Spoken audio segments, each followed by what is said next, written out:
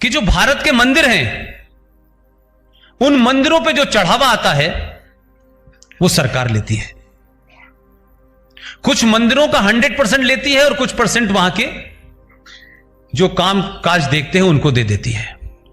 लेकिन यह कानून सिर्फ हमारे लिए है। मस्जिद में तो कुछ होता ही नहीं, चढ़ावा कौन करने आ रहा है, वहां तो कुछ और ही होता काम। जो काम रुकवा दिया मोदी ने वहां तो वो काम हो रहा था। तो मजारों का, गुरुद्वारों का, इन सब जगह का पैसा सरकार नहीं लेगी। लेकिन इत्तेफाक से आपके मंदिर तो एक जमाने न तो रिजर्व बैंक होता था, उसी में रखा जाता था सोना वगैरह, तो अरब खरबों खरबों रुपया होता है। तो अब मंदिरों से इस पैसे को सरकार के लेने का हक समाप्त होना चाहिए। अंग्रेजों ने 1924 में एक कानून बनाया था, हिंदू मंदिरों पर जो भी चढ़ावा आएगा उसका अधिकांश हिस्सा सरकार यानी अंग्रेजी सरकार ले लेगी। खैर, अंग्रेजों का उद्देश्य तो भारत को लूटना रहा था और वो सारा लूट का माल ब्रिटेन को लगातार भेजते रहते थे। आपको यह जानकर दुख और हैरानी दोनों होगी कि किस तरीके से 1924 के इस काले कानून को देश की आजादी के बाद आज भी लागू रखा गया है, जबकि यह कानून सिर्फ मंदिरों से धन वसूली करता है, बाकी किसी भी अन्य धार्मिक संस्थान, मजार, दरगाह या किसी अन्य मस्जिद से पैसा नहीं लेता। या इस कानून में ऐसा कोई प्रावधान नहीं है कि हिंदुओं के अलावा किसी अन्य से पैसा लिया जाए या धन लिया जाए। हमारे प्रधानमंत्री नरेंद्र मोदी जी रोज कानून बदलने की बात कह रहे हैं और तमाम अप्रासंगिक हो चुके कानूनों को हटाने की भी बात कह रहे हैं, लेकिन आज तक इस कानून को क्यों नहीं हटाया गया, ये बहुत बड़ा प्रश्न चिन्ह है। इस बात का मतलब इस तरह समझिए कि आपको सामान्य तौर पर टैक्स तो देना ही होता है, साथ साथ आप जो धर्म के लिए चढ़ावा देते हो उस पर भी आपको यानी दोहरा तिहरा टैक्स सरकार लेती है, और यह सिर्फ हिंदुओं के साथ किया जाता है। उस पर से दुर्भाग्य यह है कि बहुसंख्यक हो चुके कई राज्यों में बहुसंख्यक हो चुके मुस्लिम संप्रदाय के लोग अल्पसंख्यक के नाम पर एक बड़ी रकम सरकारों द्वारा पाते रहे हैं, जो रकम हिंदुओं द्वारा टैक्स में और मंदिरों द्वारा चुकाई गई है। यानी एक तरफ तो अल्पसंख्यकों को टैक्स नहीं देना पड़ता है, ऊपर से हिंदुओं को दोहरा तिहरा टैक्स देकर सुविधाओं के नाम पर गरीब हिंदुओं को कुछ नहीं दिया जाता। अंग्रेजों के समय से हिंदुओं के साथ शुरू हुए भयावह पक्षपात का खुलासा राष्ट्र के प्रखर वक्ता पुष्पेंद्र कुलश्रेष्ठ जी ने किया। आइए उनको सुनते हैं। लिखी हुई अंग्रेजी में रोबोट की तरह यूएनओ में खड़े होकर बोलने से आप स्टेटमेंट नहीं बनते। आप जो हैं अपनी भाषा में कहिए। दुनिया को जरूरत है तो वो ट्रांसलेटर बुला करके अपनी भाषा में मेरी बात समझे। मैं तुम्हारी भाषा में क्यों बात करूंगा भाई? मुझे स्टेट्समैन नहीं बनना। और मैं तो कह रहा हूं कि आप अजीब, इससे बड़ी कोई एग्जाम्पल हो ही नहीं सकती। पिछले 500 साल में तो मुझे दिखती नहीं कोई ऐसी एग्जाम्पल हो।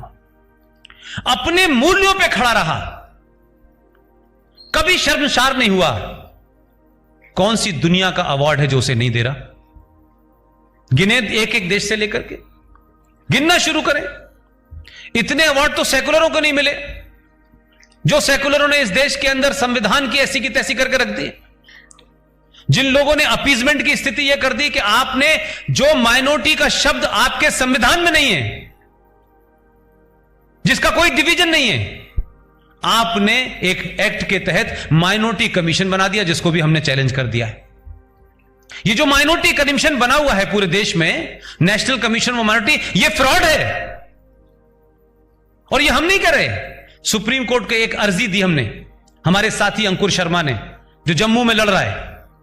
उसने सिर्फ इतना कहा कि जम्मू कश्मीर में 29% हिंदू, डोगरा, जैन, बौद्ध, सिख ये माइनॉरिटी में है, तो पूरे देश में माइनॉरिटीज को सुविधाएं मिलती हैं। यह बात अलग है कि पूरे देश के अंदर 8 राज्य हैं जहां हिंदू माइनॉरिटीज में है।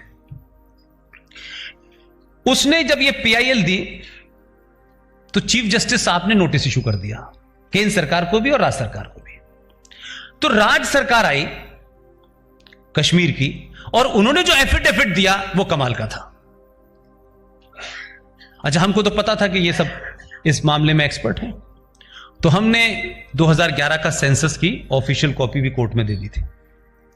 तो सुप्रीम कोर्ट में जम्मू कश्मीर सरकार का वकील कहता है कि नो सर, जम्मू कश्मीर में तो मुसलमान माइनॉरिटीज में है। तो उन्होंने कहा 71% है भाई, माइनॉरिटी में कैसे हैं? उन्होंने साहब जम्मू कश्मीर में मुसलमानी माइनॉरिटी में है। अब चीफ जस्टिस की समझ से बाहर था। मैं ये बात इसलिए कह रहा हूं कि कुछ चीजें इतनी ओपन हैं कि उसके लिए कोई बहुत महाज्ञान की जरूरत नहीं है। इसीलिए मैंने कहा कि सुप्रीम कोर्ट को जहां ध्यान लगाना चाहिए था वहां नहीं लगा हुआ है। ध्यान लगा हुआ है गवर्नर कैसे बनेंगे, इसमें लगा हुआ है ध्यान आपका। तो उस एफिडेविट की बुनियाद पे नोटिस इश्यू हो गया है। तब यह पता चला कि एक छोटी सी जगह है पौंडीचेरी, वहां भी मुसलमान 96% है लेकिन माइनॉरिटी में है। तो सुप्रीम कोर्ट ने अब यह डायरेक्शन दिया है सरकार को कि भाई आप बताएं, राष्ट्रीय स्तर पर तो माइनॉरिटी तय नहीं हो सकती, राज्यों के स्तर पर तय हो सकती है। राष्ट्रीय स्तर पर कोई कैसे माइनॉरिटी हो जाएगा? तो ये आपके यहां पिछले 25-30 साल से जो जम्मू कश्मीर को माइनॉरिटीज के नाम पे पैसा दिल्ली से जा रहा था, वहां मुसलमान मेजॉरिटी होते हुए भी वो खुद ही खा रहे थे। तो आप सोचिए कि एक आध कोई काम ऐसा नहीं किया है, बहुत से ओपन काम ऐसे हुए हैं। अब चक्कर यह है कि कुछ दिन बाद वो जाने वाला है, तो कुछ करना नहीं है। ऐसा नहीं कि हमारे पास कोई ज्यादा अकल है भाई साहब, हम लोग बड़े एवरेज लोग हैं, लेकिन एक ही झटके के अंदर 2-3 चीजें हम लगे हुए हैं, जिसमें आर्टिकल 370 और इसका मैं समझता हूं कि इस पे चर्चा, ठीक है, पार्टी को उसका क्रेडिट लेना चाहिए, लेना भी चाहिए भाई, पूरी तरीके से लेना चाहिए। और हम तो चाहते हैं ये पूरा क्रेडिट ले लें। हमारा तो उसमें कोई लेने का मतलब नहीं, ठीक है, हम लड़ाई लड़ी, बात हो गई, खत्म। लेकिन इनको क्रेडिट लेने में फायदा है, हमको कुछ फायदा नहीं है। लेकिन 2 चीजें और हैं जो हटनी चाहिए, जिसको मैं अब पब्लिक डोमेन में लाना चाहता हूं। कौन से 1924 का यह कानून है भाई? मोदी जी कहते हैं मैं हर दिन इतने कानून बदलता हूं, हो सकता है कि वो उस पर भी सोच रहे हो। 1924 का एक कानून चला आ रहा है हमारे यहां, और वो हमारे हिस्सा है कि जो भारत के मंदिर हैं, उन मंदिरों पे जो चढ़ावा आता है वो सरकार लेती है। कुछ मंदिरों का 100% लेती है और कुछ परसेंट वहां के जो काम काज देखते हैं उनको दे देती है। लेकिन यह कानून सिर्फ हमारे लिए है। मस्जिद में तो कुछ होता ही नहीं, चढ़ावा कौन करने आ रहा है, वहां तो कोई और ही होता काम। जो काम रुकवा दिया मोदी ने वहां तो वो काम हो रहा था। तो मजारों का, गुरुद्वारों का, इन सब जगह का पैसा सरकार नहीं लेगी। लेकिन इत्तेफाक से आपके मंदिर तो एक जमाने न तो रिजर्व बैंक होता था, उसी में रखा जाता था सोना वगैरह, तो अरब खरबों रुपया होता है। तो अब मंदिरों से इस पैसे को सरकार के लेने का हक समाप्त होना चाहिए। लेकिन मेरी दूसरी राय भी है इसके साथ में, एक राइडर है, क्योंकि जब मैं इसकी अभी रिसर्च में लगा हुआ हूं तो मुझे दुख के साथ कहना पड़ रहा है कि हमारे यहां पुजारियों,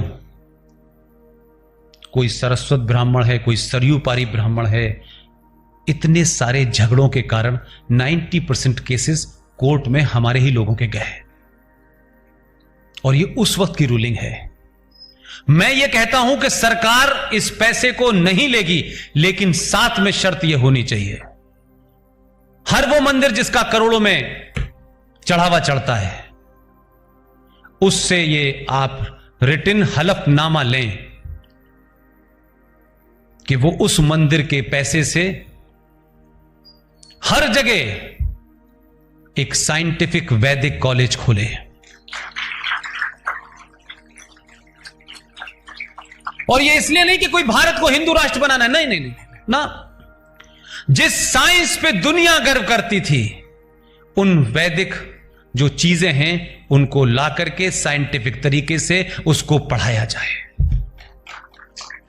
क्योंकि हम कहते हैं कि साहब हमारे बच्चे संस्कारी नहीं हैं, इसमें बच्चों का कसूर है, क्योंकि सेंट स्टीफन में तो आप ही भेजते हैं। उसके एडमिशन के लिए लंबी लंबी लाइन में रहते हैं, रात रात भर रहते हैं, रिश्वत लेके देते हैं, डोनेशन देते हैं, फिर जब वो जीसस हो जाता है कहते हैं देखो ये बच्चा संस्कार नहीं सीखा, आपने सिखाए नहीं। अगर आपने वैदिक स्कूलों में उनको बेसिक शिक्षा दी, अपने संस्कारों की दी, उसे धार्मिक उन्मादी बनाने के लिए नहीं दी, उन स्कूलों को आप मदरसों से कंपेयर मत कीजिए। मदरसा अलग चीज है, उन सनातन संस्कृति की शिक्षा दी जाए। और कम से कम उन्हीं मंदिरों में, जिस दिन मंदिरों के कपाट, जिस दिन मंदिरों के बाहर जो एक वक्त के खाने के लिए धर्म बदल रहे हैं, उनको मुफ्त खाना मिलने लगेगा, आपका धर्म, आपकी समाज मजबूत हो जाएगा। जो गलतियां हो गई हमसे, उसको थोड़ी देर के लिए भूल जाइए। अब तेजी से दौड़ रहे हैं, दुनिया आपकी तरफ देख रही है, गलती रिपीट मत कीजिए। बार बार ये रफीक भाई के घर जाकर के ईद खाने का, जो हसवैया खाने का जो शौक है आपको, और कमाल है जो सब कुछ आपके साथ कर रहे हैं, जो आपने 1000 साल तक हमारी मां बहनों के साथ किया गया है, आप उनसे 3 बार झुक झुक के ईद मिलते हैं, सेवैयां खाने भी जाते हैं। जाइए, मेरा इतना सा सजेशन है, अच्छा लगे तो करिए, क्योंकि मैं कह रहा हूं कि राष्ट्र खतरे में है। मैं इसलिए शायद इंफेसिस कर रहा हूं, सत्ता से मुझे कोई इंटरेस्ट नहीं है। रफीक भाई के घर की सेवैयां खाइए, 3 बार गले भी मिलिए, लेकिन हफ्ते में 1 दिन दलित के घर का पानी भी पीजिए। आप सोचिए कि आप कहां से निकल के आए हैं, कितनी मुश्किलों से आपको एक होप जगी है। इसलिए मैंने अपनी स्पीच में पहला शब्द इस्तेमाल किया कि 370 और 35A की व्याख्या होती रहेगी, ये हुआ वो हुआ, कोई पटेल कहेगा। मैं अभी भी कहता हूं, जो लोग डरे हुए हैं, जो मुल्क कांप रहा है, जो 35 करोड़ खामोशी में आ गए हैं, रोजे के मोड में चले गए हैं, इसलिए चले गए हैं, उनको इस बात की उम्मीद नहीं थी कि एक कायर कम्युनिटी का आदमी, जिनको हमने इतने लंबे सख्त गुलाम बनाया था, ये आएगा, और जो हमने इस्लामिक स्टेट खड़ी की थी संवैधानिक तौर पे, राजनीतिक तौर पे, वैधानिक तौर पे, उसको ये एक ही झटके में समाप्त कर देगा। ये डर है उनके अंदर, इसलिए जोर जोर से चिल्ला रहे हैं कि इंटरनेट नहीं है, इंटरनेट नहीं है। 1400 साल पहले इंटरनेट नहीं था, तब भी तुम पत्थर मारते थे। और जब इंटरनेट नहीं था, 1990 में तो इंटरनेट नहीं था ना, तब कौन सा नेट था कि जिसके चलते आपने मस्जिदों का सहारा लिया, रात रात भर अजानें दी, आपने हिंदू पंडितों के नाम निकाले और कहा, नारे लगाए आपने कि हमें कश्मीर चाहिए, हिंदू मर्द पंडित के बगैर और हिंदू पंडित औरत के साथ। आपने ये नारे लगाए। तब तो इंटरनेट नहीं था, तब वो कौन सा सिस्टम था कि पूरे वैली की हर मस्जिद से एक ही आवाज आती थी, ला शिरकिया ला शिरकिया, ला इलाहा इल्लल्लाह, पाकिस्तान से रिश्ता क्या, ला इलाहा इल्लल्लाह। तब ये कौन सा इंटरनेट था भाई? तो जिनको 90 में बगैर इंटरनेट के उन्होंने 5.5 लाख लोगों को अपनी जमीन से बेघर कर दिया, और एक इस जम्मू कश्मीर के अंदर इतनी बड़ी घटना है। आपके आदमी ने तो 2002 में ना तो ऑर्डर दिया, ना अपना रोल कुछ ऐसा किया, लेकिन इस सब के बावजूद उस पर आरोप है, और उस वक्त की सत्ताओं और व्यवस्थाओं और न्यायपालिका के सामने वो हाजिर हुआ। इस सब के बावजूद भी कि दिल्ली की सरकार भी उसकी नहीं थी और सुप्रीम कोर्ट में भी डरने वाले लोग नहीं थे, तब भी फंसा नहीं पाए। लेकिन मैं दोनों का कंपैरिजन कर रहा हूं।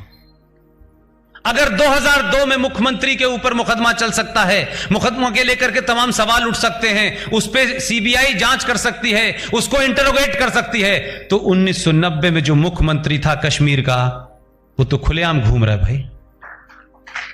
उसको इंटरोगेट क्यों नहीं किया जा सकता? 5.5 लाख कश्मीरी हिंदू पंडितों को घर से निकालने, उनकी हत्या करने, उनके वारिस मौजूद हैं, भाई बहन मौजूद हैं, जिन्होंने हत्याएं की हैं वो मौजूद हैं। क्यों नहीं ये डिमांड उठनी चाहिए? यस सर, कि दुनिया में इतने बड़ा जिनोसाइड हुआ, नाजी के जमाने हुआ, तब भी कमीशन बना यार, ये तो उससे बड़ा था। क्या जम्मू कश्मीर में ट्राइब्यूनल नहीं बनना चाहिए जिसको संवैधानिक दर्जा प्राप्त हो, जो तमाम क्रिमिनल खुले घूम रहे हैं? क्योंकि इतनी बड़ी लिंचिंग के बाद भी पूरे जम्मू कश्मीर में एक कंप्लेन तक नहीं किसी ने की है कि आखिर इन लोगों को किसने मारा। टेलीविजन पे बयान दे रहा है यासीन मलिक, 4 एयरफोर्स के लोगों को मारा, खुला घूम रहा है। दिल्ली की सरकारें सोच रही क्या फर्क पड़ता है। हम इतने बौने और कमजोर हो गए थे।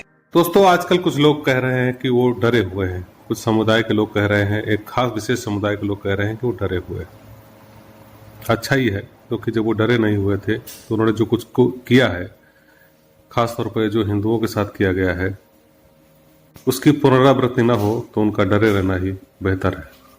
दोस्तों, आपने कई ऐसे वीडियो देखे होंगे जिनमें आतंकवादी गाना गाते हैं कि हिंदू बनियो, हिंदू कायरो, हम आएंगे, आते हैं। उन्होंने कभी सोचा नहीं था किसी कायर संप्रदाय से, कायर हिंदुओं में से एक ऐसा व्यक्ति निकलेगा जो 25 से 30 साल में ही इनकी सारी इस्लामिक फौलादी जाल को तार तार कर देगा। जी हाँ साथियों, यह नाम उनको बहुत चुभता है। वह नाम है नरेंद्र मोदी। उस एक अकेले व्यक्ति ने सदियों सदियों से गहन अंधेरे में ऐसी रोशनी बिखेर दी जिससे इन दानवों की आंखें चुंधिया गई हैं। साथियों, मोदी के होते हुए भी हमें भी कुछ चीज़ों का ध्यान रखना चाहिए कि जैसे अपने समाज में, जो हमारे समाज में ऊंच नीच का भेदभाव है, उसको दूर करना चाहिए। अपने समाज के शोषित पीड़ित समुदाय, सदियों सदियों से उपेक्षित रखे गए, उनका ध्यान, उनको बराबरी का दर्जा देना ही चाहिए। क्योंकि यह बात साफ है कि जिस व्यक्ति के राज में, जिस प्रधानमंत्री के समय में आप सनातन का उदय देख रहे हैं, सनातन का प्रकाश फैलता हुआ देख रहे हैं, उसको बहुमत देने में उनका भी एक बहुत बड़ा योगदान, बहुत बड़ा साथ है। साथियों, पूरी बात को सुने, समझे और कमेंट बॉक्स में अपनी राय देने की कोशिश करें।